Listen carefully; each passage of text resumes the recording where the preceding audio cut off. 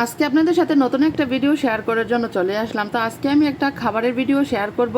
তো সুস্বাদু খাবার, মানে আমরা যেটা খাবার খাই সেটা অবশ্যই সুস্বাদু হতে হবে, কারণ সুস্বাদু না হলে তো আমরা এই খাবারটা আর খাবো না। তাই বললাম আর কি সুস্বাদু খাবার। তো সবাই কেমন আছেন? আসসালামু আলাইকুম। এখানে প্রথমে আমি খেয়ে নিচ্ছি ঢেঁড়সের ভর্তা দিয়ে। ঢেঁড়সটা কিন্তু আমাদের বাগান থেকে কয়েকটা ঢেঁড়স উঠিয়ে এনে এটা আমি পেঁয়াজ আর ঢেঁড়সটা একসাথে সিদ্ধ করে শুকনো মরিচ তেলে এটা মাখিয়ে ভর্তা করেছি। ভর্তাটা দুর্দান্ত খেতে হয়েছে।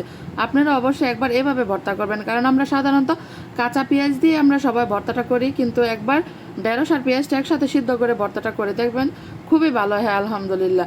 তারপর নিয়ে নিলাম আমি বেলে মাছ ভুনা।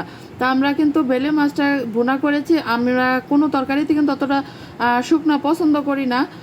সব তরকারিতে আমরা মোটামুটি একটু ঝোল পছন্দ করি। তো আমি এখানে বেলে মাছ ভুনাটাও নিয়ে নিয়েছি একটু ঝোল দিয়ে।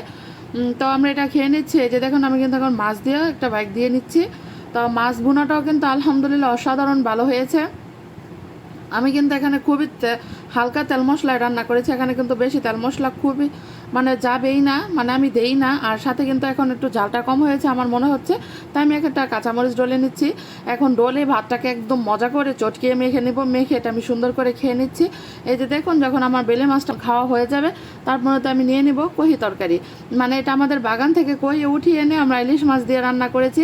তো আমার ভিডিওটা কেমন হয়েছে অবশ্যই কমেন্ট করে জানাবেন। আর SB Sabiha blog and cooking নামে যে ইউটিউব চ্যানেল, সেটা অবশ্যই সাবস্ক্রাইব করে দিবেন।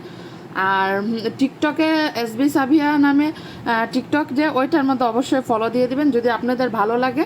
তো আমি কিন্তু মজা করে খেয়ে নিচ্ছি। আমার খাবার ভিডিও আপনাদের কাছে কেমন লাগে অবশ্যই জানাবেন। আর তরকারিটা কিন্তু অনেক ইয়াম্মি ইয়াম্মি হয়েছে আলহামদুলিল্লাহ।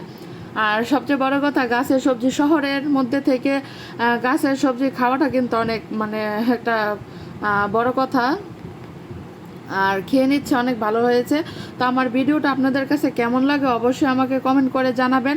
আর সবাই ভালো থাকবেন। আল্লাহ হাফেজ, টাটা, বাই।